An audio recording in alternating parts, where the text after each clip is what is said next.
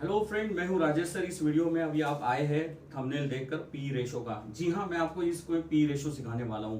दोस्तों, P ratio का सबसे पहले हम सीखते हैं फुल फॉर्म क्या होता है। इसको बोलते हैं हम लोग प्राइस अर्निंग रेशो। फिर से एक बार नोट कर लीजिए, प्राइस अर्निंग रेशो। दोस्तों, आपको ये बता दूं कि मैं जो कंटेंट है ये है स्टॉक मार्केट से रिलेटेड, यानी कि पी रेशो आपको किसी सब्जेक्ट में आपको देखेंगे तो रेशो एनालिसिस में आपको पढ़ने मिलेगा, लेकिन इसका इस्तेमाल सबसे ज्यादा मोस्टली यूज्ड फार्मूला जिसको हम बोलेंगे, तो दोस्तों ये है स्टॉक मार्केट में सबसे ज्यादा इस्तेमाल होता है। राइट, तो चलो इसी के कुछ सीक्रेट्स मैं आपके सामने अभी रिवील करूंगा। देखते हैं इस वीडियो में पी रेशो क्या होता है। राइट, दोस्तों आपकी स्क्रीन पे आप देख रहे होंगे कि पी रेशो का फार्मूला आपके सामने लिखा हुआ है करंट प्राइस, यानी कि current market price upon EPS. यानी ये है पी के रिलेशन, यानी कि इसको बोलते हैं प्राइस रिलेशन। प्राइस रिलेशन किसके साथ? प्राइस का रिलेशन आपके अर्निंग के साथ। ये रेशो आपकी अर्निंग और आपकी प्राइस को रिलेट करके डिसाइड करता है आपकी इन्वेस्टमेंट ऑप्शंस को, कि आपने इन्वेस्ट करना है या फिर नहीं करना है। राइट, चलो दोस्तों करंट मार्केट प्राइस को पहले समझ लेते हैं। करंट मार्केट प्राइस मतलब क्या होता है? तो जो आज की डेट में, यानी कि जिस दिन आप ये वीडियो भी देख रहे हो, तो आज की डेट में आपका स्टॉक मार्केट में शेयर्स का रेट, यानी कि सपोज इन्फोसिस कंपनी को ले लेते हैं, तो उसका शेयर्स का रेट अगर सपोज 200-300 चल रहा है, तो वो है हमारा price, current market price. Right दोस्तों, ये है हमारा करंट मार्केट प्राइस, यानी कि स्टॉक मार्केट में दिखने वाली सारी प्राइसेस जो होती है स्टॉक की, उसको हम करंट मार्केट प्राइस बोलते हैं। दूसरा ईपीएस क्या होता है? ईपीएस यानी अर्निंग प्राइस, मतलब अर्निंग पर शेयर। दोस्तों अर्निंग पर शेयर मतलब सिंपल, एक कंपनी है, मान लेते हैं कि वो 100 रुपए कमा रही है और उसकी नंबर ऑफ शेयर्स मान लेते हैं कि 20 है, मतलब 100 रुपए की अर्निंग और उसको नंबर ऑफ शेयर से डिवाइड कर दो तो आपका ईपीएस आ जाता है। यानी कि 100 को अगर 20 से डिवाइड कर दो तो एक शेयर की अर्निंग 5 रुपए आ गई। राइट, तो ये हो गया आपका ईपीएस, यानी उस कंपनी का एक शेयर का अर्निंग क्या है। राइट, चलो दोस्तों इस रिलेशन को समझने की कोशिश करते हैं। मान लेते हैं कि कोई एक एक्सवाइजेड कंपनी है, उसका ईपीएस यानी कि जो डिनोमिनेटर में आता है ईपीएस, तो वो ईपीएस अगर मान लेते हैं 10 रुपए है और उसका करंट मार्केट प्राइस मान लेते हैं 15 रुपए है, यानी कि मार्केट में रेट 15 चल रहा है और उसका ईपीएस 10 रुपए का है, तो दोस्तों अगर ये रेशो देखेंगे ना तो आपको 1.5 गुना दिख रहा है, 1.5। तो ये रेशो 1 पॉइंट आने से ये अच्छा है या बुरा है, इसके बारे में तो वीडियो में मैं बाद में डिस्कस करूंगा, लेकिन मैं बस आपको एक जस्ट रिलेशन समझा रहा हूं कि अगर कंपनी की अर्निंग पोटेंशियल 10 रुपए की है, मार्केट में रेट उसका 15 रुपए चल रहा है। ओके, वैसा ही उल्टा हो सकता है दोस्तों, यानी ईपीएस अगर 10 है और मार्केट में मान के चलते हैं रेट 5 रुपए है, तो यानी कि ये ईपीएस तुम्हारा लो आ गया।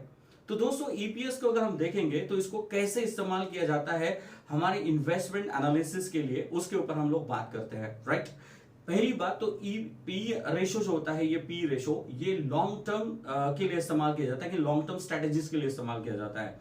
यानी मोस्ट सजेस्टिव रहता है कि आप लॉन्ग टर्म अगर इन्वेस्ट कर रहे हो, लॉन्ग टर्म के लिए इन्वेस्ट कर रहे हो, लॉन्ग टर्म यानी क्या, तो 10 साल 15 साल 20 साल इस पीरियड के लिए अगर आप इसको मतलब देख रहे हो, तो ये रेशो आपके काम का है। तो मतलब पी रेशो की तरफ आपने ज्यादा फोकस करना चाहिए। शॉर्ट टर्म वाले इस रेशो को बिल्कुल भी ना देखे, क्योंकि short term market fundamental analysis पे नहीं चलता, short term market technical analysis पे चलता है। राइट, इसके लिए भी हम अलग से वीडियो बनाएंगे, फंडामेंटल और टेक्निकल क्या होता है। दोस्तों पी रेशो में अब 2 पैटर्न्स होते हैं सर, एक लो पी रेशो और एक हाई पी रेशो। चलो दोस्तों पहले मैं आपके साथ लो पी रेशो क्या होता है उसके ऊपर बात कर लूं। लो पी रेशो मतलब सिंपल है, जैसे मैंने बताया था कि मान लो अर्निंग यानी डिनोमिनेटर आपका 10 रुपए का है और मार्केट प्राइस आपकी 5 है, यानी कि 0.5 आपका क्या आ रहा है, लो ईपीएस आ गया, मतलब कि low price earning, sorry not EPS, low price earning ratio आ गया। दोस्तों लो प्राइस अर्निंग रेशो क्या रिफ्लेक्ट कर रहा है आपको? ये रिफ्लेक्ट कर रहा है कि आपकी शेयर्स का प्राइस अंडर वैल्यूड है। आपकी शेयर का प्राइस क्या है? अंडर वैल्यूड है, क्योंकि अर्निंग अगर 10 है तो शेयर का रेट 5 रुपए क्यों चल रहा है, like kind of you know. तो लेकिन दोस्तों एक एडवाइजेबल ये रहता है कि जितना लो पी रहता है इसका फ्यूचर इन्वेस्टमेंट का मतलब पोटेंशियल क्या हो जाता है, बढ़ जाता है, क्योंकि ये शेयर्स पोटेंशियल रख रहा है, क्योंकि इसकी अर्निंग 10 रुपए है और इसका पी रेशो 5 रुपए है, मतलब 5 है, यानी कि आपका करंट प्राइस 5 है, तो इसका मतलब समझ जाइए शेयर अंडर वैल्यूड है। शेयर क्या है? अंडर वैल्यूड, यानी कोई शेयर अगर ईपीएस से कम निकले तो समझ जाइए वो अंडर वैल्यूड है, उसका ऊपर निकले पी रेशो तो समझ जाना वो ओवर वैल्यूड है। यानी पी रेशो अगर ईपीएस के ऊपर जा रहा है तो वो ओवर वैल्यूड हो गया, और पी रेशो अगर ईपीएस के नीचे आ रहा है मतलब वो अंडर वैल्यूड हो गया। यानी कि रेशो अगर 1 के ऊपर है, यानी कि 1 2 3 4 5 6 7, तो समझ जाइए ओवर वैल्यूड। और अगर रेशो अगर सपोज 1 से नीचे है तो समझ जाइए अंडर वैल्यूड। ओके दोस्तों, इस तरीके से डिसाइड होता है। Undervalued is a better choice to make the investment in that shares, क्योंकि उसके अंदर पोटेंशियल है अर्निंग का, बट उसका मार्केट प्राइस लो चल रहा है, तो उसको लॉन्ग टर्म के लिए इन्वेस्ट कर दो, एक दिन वो ऊपर आ जाएगा, क्योंकि कंपनी का अर्निंग पोटेंशियल काफी स्ट्रॉन्ग है। ओवर वैल्यूड में दोस्तों क्या होता है, ईपीएस आपका 10 है और आपकी अर्निंग मतलब करंट प्राइस 20 है, यानी अर्निंग आपकी 10 है और करंट प्राइस 20 है, तो समझ जाइए दोस्तों ये ओवर वैल्यूड हो गया है। यानी कि अर्निंग के कंपैरेटिवली देखा जाए तो ये 20 रुपए मार्केट प्राइस चल रही है, तो ये नहीं होना चाहिए। तो ये थोड़ा रिस्की फैक्टर हो जाता है कि एक हायर लेवल पे पी अगर पहुंच जाए तो वहां पर इन्वेस्ट करना आपके लिए डेंजर हो सकता है। और इन्वेस्टर के सजेशंस, मतलब इन्वेस्टर्स बोलो या फिर एनालिसिस जो होते हैं, जो पी रेशो को एनालिसिस करते हैं, वो आपको हमेशा लो पी रेशो ज्यादातर इन्वेस्टमेंट के लिए सजेस्ट करेंगे, वो भी लॉन्ग टर्म बेसिस पे। दोस्तों पी के दो टाइप होते हैं, राइट? एक होता है फॉरवर्ड पी और एक होता है ट्रेलिंग पी। अब फॉरवर्ड पी क्या है और ट्रेलिंग पी क्या है? फॉरवर्ड यानी कि फ्यूचर के लिए और ट्रेलिंग मतलब पास्ट बेसिस पे, राइट?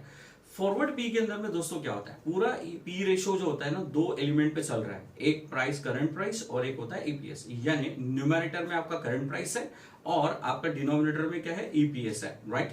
तो दोस्तों फॉरवर्ड पी में होता क्या है, पहले वो समझ लेते हैं। फॉरवर्ड पी में होता है एस्टिमेटेड प्राइस लिया जाता है, ईपीएस वही रहता है जो आपका प्रेजेंट है, यानी प्रेजेंट ईपीएस लेते हैं, और जो ऊपर की प्राइस लेते हैं न्यूमरेटर में करंट प्राइस जिसको बोलते हैं, वो जो होती है वो फ्यूचर की एस्टिमेटेड प्राइस होती है। यानी कि अगर 2020 आज की है और किसी शेयर का रेट 20 रुपए चल रहा है, तो आने वाले 2025 तक उसका फ्यूचर प्राइस क्या रहेगा, वो एक एस्टिमेट निकाल लो, जो भी एनालिसिस आपका होगा टेक्निकल बेसिस पे।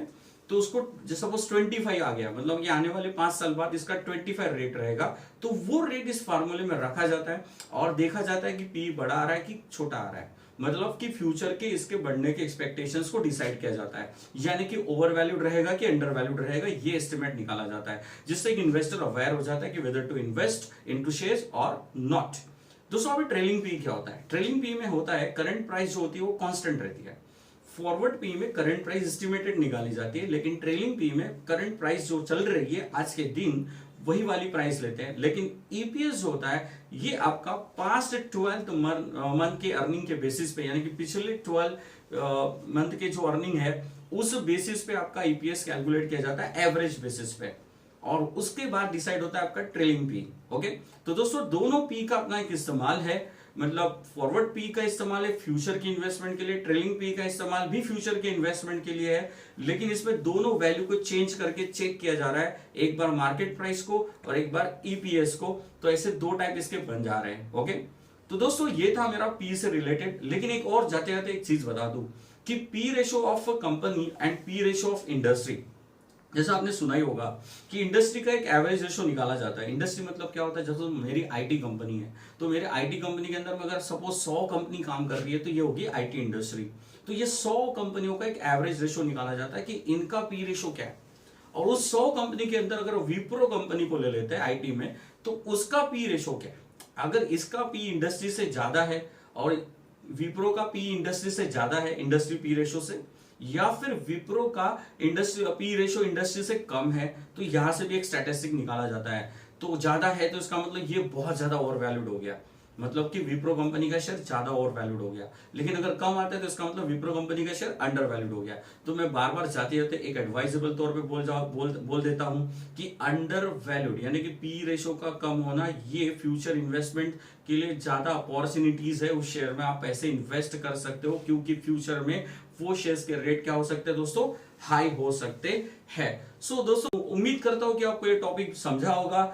ऐसे टॉपिक सीखने के लिए आप मेरे साथ मेरे चैनल एंड ओनली कॉन्सेप्ट पे बने रहिए और सब्सक्राइब जरूर करिए चैनल को। ऐसे ही मैं नए नए टॉपिक और प्यारे प्यारे टॉपिक आपके लिए लेके आऊंगा। This is finally goodbye from Rajesh sir and wait for the next video.